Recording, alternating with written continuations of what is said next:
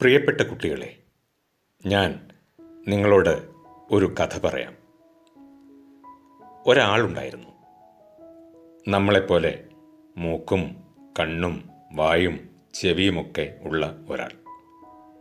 അയാൾ ഒരു മണ്ടനായിരുന്നു. എഴുതാനും വായിക്കാനും ഒന്നും അയാൾക്കറിയില്ലായിരുന്നു. പാചകപ്പണിയായിരുന്നു അയാളുടെ തൊഴിൽ. എന്ന് പറഞ്ഞാൽ ഭക്ഷണം പാചകം ചെയ്ത് ആളുകളോട് പൈസ വാങ്ങുന്ന പണിയായിരുന്നു അയാൾ ചെയ്തുകൊണ്ടിരുന്നത്.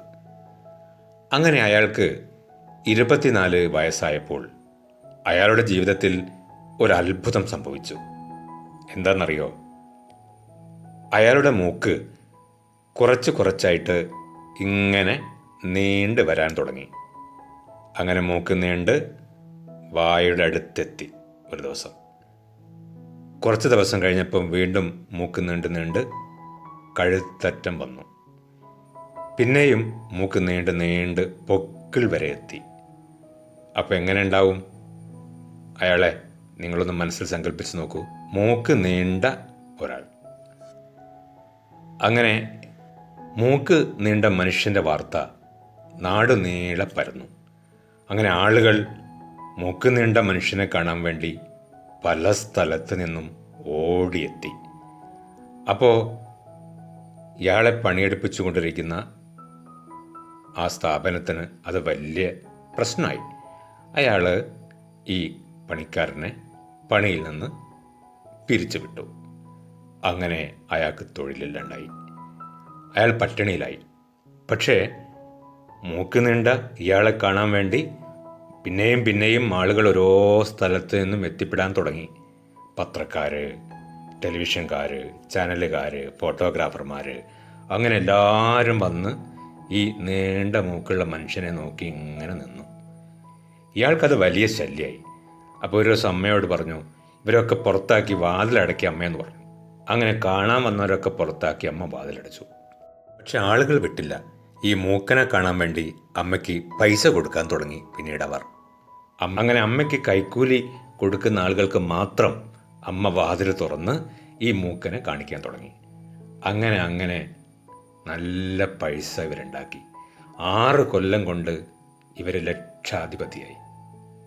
അപ്പം പിന്നെ ഇയാൾ വലിയ പ്രമുഖനായി മാറി. ഇയാൾ പറയുന്നത് പത്രങ്ങൾ കൊടുത്തു തുടങ്ങി. ഇയാൾ പ്രസംഗിക്കുന്നതൊക്കെ ടെലിവിഷൻ കാണിച്ചു തുടങ്ങി. അങ്ങനെ ഇയാൾക്ക് നാസിക പ്രമുഖൻ എന്ന് പറയുന്ന ഒരു പട്ടം സർക്കാർ കൊടുത്തു. സ്വർണ്ണ മെഡൽ കൊടുത്തു. അങ്ങനെ പിന്നീട് ഇയാൾക്ക് 2 സെക്രട്ടറിമാരുണ്ടായി. വലിയ ഓഫീസായി. ഇയാൾ വീട് വലിയ കൊട്ടാരം പോലുള്ള വീടായി മാറി. പിന്നീട് ഇയാളുടെ പേരിൽ പാർട്ടി ഉണ്ടായി. പ്രസിഡന്റ് ഇയാൾ ക്ഷണിച്ചു വരുത്തി. മൂക്കശ്രീ അവാർഡ് വരെ കൊടുത്തു. ഇങ്ങനെ പാവപ്പെട്ട ആ പാചകക്കാരന് മൂക്ക് നീണ്ട് വന്നതിൻ്റെ പ്രശ്നങ്ങൾ ഇനിയും ഒരുപാടുണ്ട് കേട്ടോ. അത് ഞാനിവിടെ പറയുന്നില്ല. ബാക്കി കഥ നിങ്ങൾക്കറിയണമെങ്കിൽ വിശ്വവിഖ്യാതമായ മൂക്ക് എന്ന കഥ നിങ്ങൾ വായിക്കണം. ഈ കഥ ആരെഴുതിയെന്നറിയോ? വൈക്കം മുഹമ്മദ് ബഷീർ. അദ്ദേഹം 1994 ജൂലൈ 5 നമ്മെ വിട്ട് പിരിഞ്ഞുപോയി. അദ്ദേഹത്തിൻ്റെ വിയോഗ ദിനമായ ഇന്ന് വൈക്കം മുഹമ്മദ് ബഷീർ ദിനമായാണ് നമ്മൾ ആചരിക്കുന്നത്. രസകരവും സാഹസികവുമായിരുന്നു വൈക്കം മുഹമ്മദ് ബഷീറിൻ്റെ ജീവിതം.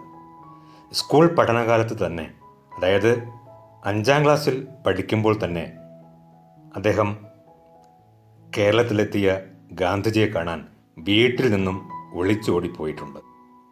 ഞാൻ ഗാന്ധിജിയെ കൈകൊണ്ടു തൊട്ടു എന്ന് പിൽക്കാലത്ത് അദ്ദേഹം അഭിമാനത്തോടെ പറഞ്ഞിട്ടുണ്ട്.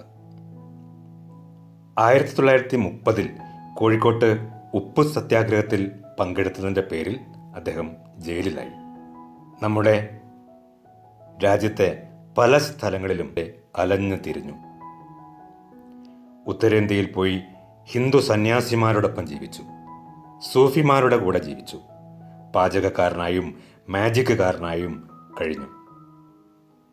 പല ജോലികളും ചെയ്തു. അറബി നാടുകളിലും ആഫ്രിക്കയിലുമായി അദ്ദേഹം സഞ്ചരിച്ചു. ഇങ്ങനെ ഏതാണ്ട് 9 കൊല്ലത്തോളം നീണ്ട യാത്രയിൽ അദ്ദേഹം പല ഭാഷകൾ പഠിച്ചു. മനുഷ്യ ജീവിതത്തിൻ്റെ എല്ലാ വശങ്ങളും, ദാരിദ്ര്യം, പട്ടിണി, കഷ്ടപ്പാട് എല്ലാം നേരിട്ട് കണ്ടു. ഇങ്ങനെ ജീവിതയാത്രയിൽ അദ്ദേഹം നേരിട്ട് കണ്ട അനുഭവങ്ങൾ തന്നെയാണ് അദ്ദേഹത്തിൻ്റെ സാഹിത്യകൃതികളിൽ മിക്കവാറും പ്രതിഫലിക്കുന്നത്. ഞാൻ നേരത്തെ പറഞ്ഞ വിശ്വവിഖ്യാതമായ മൂക്ക് എന്ന കഥ പോലെ നിങ്ങൾക്ക് രസകരമായി വായിച്ചു പോകാൻ പറ്റുന്ന നിരവധി കഥകളും നോവലുകളും വൈക്കം മുഹമ്മദ് ബഷീർ എഴുതിയിട്ടുണ്ട്. പ്രേമലേഖനം, ബാല്യകാല സഖി, ൻ്റുപ്പുപ്പാക്കൊരാനയുണ്ടാർന്ന്, ആനവാരിയും പൊൻകുരിശും, പാത്തുമ്മയുടെ ആട്, മതിലുകൾ, ഇങ്ങനെ നല്ല നല്ല നോവലുകൾ അദ്ദേഹം എഴുതി. ഭൂമിയുടെ അവകാശികൾ, ശബ്ദങ്ങൾ, അനുരാഗത്തിൻ്റെ ദിനങ്ങൾ, സ്ഥലത്തെ പ്രധാന ദിവ്യൻ എന്നിവയും അദ്ദേഹത്തിൻ്റെ പ്രധാനപ്പെട്ട കൃതികളാണ്. അദ്ദേഹത്തിൻ്റെ പ്രശസ്തമായ മറ്റ് രചനകളാണ് ഭാർഗവീ നിലയം, കഥാബീജം, ജന്മദിനം, അനർഘനിമിഷം, വിഡ്ഢികളുടെ സ്വർഗം, മരണത്തിൻ്റെ നിഴൽ എന്നിവ. പിന്നെ നിങ്ങൾ വായിച്ചിരിക്കേണ്ട മറ്റ് പുസ്തകങ്ങൾ: മുച്ചീട്ട് കളിക്കാരൻ്റെ മകൾ, ജീവിത നിഴൽപ്പാടുകൾ, വിശപ്പ്, മാന്ത്രിക പൂച്ച, നേരും നുണയും, ഓർമ്മയുടെ അറകൾ എന്നിവയാണ്. ആനപ്പൂട, ചിരിക്കുന്ന മരപ്പാവ, ചെവിയോർക്കുക, അന്തിമകാഹളം എന്നിവയും അദ്ദേഹത്തിൻ്റെ സാഹിത്യ രചനകളാണ്. അദ്ദേഹത്തിൻ്റെ നീല വെളിച്ചം എന്ന കഥ ഭാർഗവീ നിലയം എന്ന പേരിൽ സിനിമയായിട്ടുണ്ട്. മതിലുകൾ എന്ന നോവൽ അതേ പേരിൽ സിനിമയായിട്ടുണ്ട്. മതിലുകൾ എന്ന സിനിമയിലെ അഭിനയത്തിനാണ് മമ്മൂട്ടിക്ക് മികച്ച നടനുള്ള ദേശീയ പുരസ്കാരം കിട്ടിയത്. ഒരുപാട് പുരസ്കാരങ്ങൾ വൈക്കം മുഹമ്മദ് ബഷീറിനെ തേടിയെത്തിയിട്ടുണ്ട്. Kerala Sahitya academy award, Kerala Sahitya academy fellowship, Lalithambika Antharjanam award, Muttathu Varkey award, Vallathol പുരസ്കാരം, ഇങ്ങനെ ഒരുപാട് അംഗീകാരങ്ങൾ. അപ്പോൾ കുട്ടികളെ, നിങ്ങൾ വൈക്കം മുഹമ്മദ് ബഷീറിൻ്റെ നോവലുകളും കഥകളും ഒക്കെ തേടിപ്പിടിച്ച് വായിക്കണം. നിങ്ങളുടെ വീടിൻ്റെ തൊട്ടടുത്ത് ലൈബ്രറിയിൽ കാണുമല്ലോ. ആ ലൈബ്രറികളിൽ പോയി വൈക്കം മുഹമ്മദ് ബഷീറിൻ്റെ നിങ്ങൾക്ക് ഇഷ്ടപ്പെട്ട പുസ്തകങ്ങളെടുത്ത് നിങ്ങൾ വായിച്ചു തുടങ്ങണം. ഇങ്ങനെ വായിച്ചു തുടങ്ങുന്നതിലൂടെ നിങ്ങളുടെ മനസ്സ് വളരുകയാണ് ചെയ്യുക. നിങ്ങൾക്ക് വീണ്ടും പുസ്തകങ്ങൾ വായിക്കാനുള്ള താല്പര്യം ഉണ്ടാവുകയാണ് ചെയ്യുക. അങ്ങനെ നമുക്ക് നേരിട്ട് കാണാൻ കഴിയാത്ത ലോകം വൈക്കം മുഹമ്മദ് ബഷീറിൻ്റെ കൃതികളിലൂടെ നമുക്ക് കാണാൻ കഴിയും. അപ്പോൾ നിങ്ങളൊക്കെ നല്ല വായനക്കാരാകട്ടെ എന്നാഗ്രഹിച്ചുകൊണ്ട് സ്നേഹപൂർവ്വം അഷ്റഫ് കാവിൽ.